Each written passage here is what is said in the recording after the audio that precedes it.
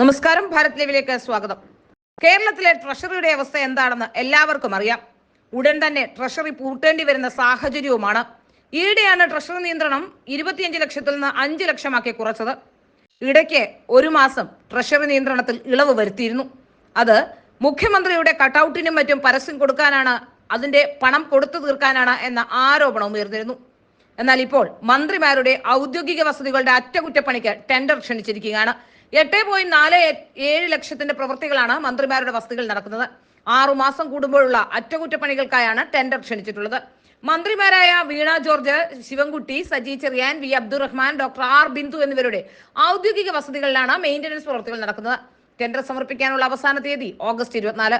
പ്രാഥമികമായി 8.47 ലക്ഷത്തിനാണ് ടെൻഡർ ക്ഷണിച്ചിരിക്കുന്നതെങ്കിലും തുക ഇനിയും ഉയരുമെന്നാണ് വിലയിരുത്തൽ.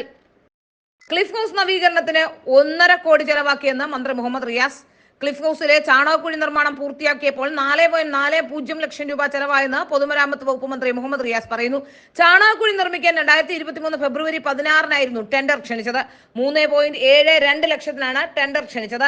GS സുരേഷ് കുമാർ എന്ന കോൺട്രാക്ടറായിരുന്നു ചാണകക്കുഴി നിർമ്മിച്ചത്. എന്നാൽ പണി പൂർത്തിയായപ്പോൾ ടെൻഡർ തുകയേക്കാൾ 68,000 രൂപ കൂടുതൽ ചെലവായി എന്ന് ഈ മാസം 11 മുഹമ്മദ് റിയാസ് നിയമസഭയിൽ നൽകിയ മറുപടിയിൽ നിന്നും വ്യക്തമാകുന്നുണ്ട്. ഒരു ലൈഫ് മിഷൻ വീട് നിർമ്മിക്കുന്ന തുകയേക്കാൾ കൂടുതലായി മുഖ്യമന്ത്രിയുടെ ചാണകക്കുഴിക്ക് എന്നുള്ളതും ശ്രദ്ധേയമാണ്.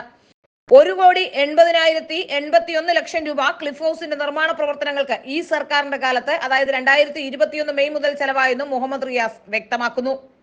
പെൻഷനും ശമ്പളവും ഒന്നും തന്നെ കൊടുക്കാൻ പണമില്ലെങ്കിലും മുഖ്യമന്ത്രിക്കും മുഖ്യമന്ത്രിയുടെ കൂട്ടാളികൾക്കുമൊക്കെ എന്ത് കാര്യത്തിന് ചെലവാക്കാനും ഖജനാവിൽ പണമുണ്ട് എന്ന് തന്നെയാണ് മനസ്സിലാക്കാൻ സാധിക്കുന്നത്. പാവപ്പെട്ടവന് നൽകാനാണ് പണമില്ലാത്തതും.